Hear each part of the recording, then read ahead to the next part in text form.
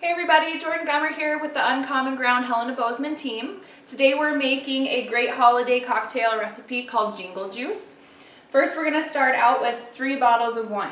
We've got a bottle of Pinot Noir, which I've already dumped in, a bottle of Kirkland brand Prosecco, you can use any kind, and then a bottle of red Moscato or Roscato.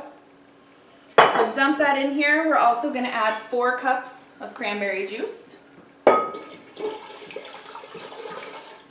And then we've got 1 cup of vodka.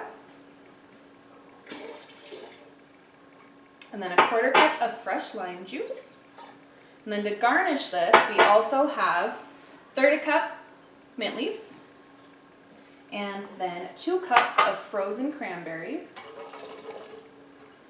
And give that a good stir. And then what we like to do is serve it in a rimmed glass. This is just lemon sugar, like you would do for a lemon drop. And then we'll stir this up.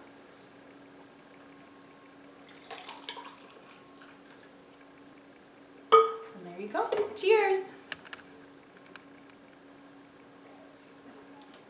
That's good.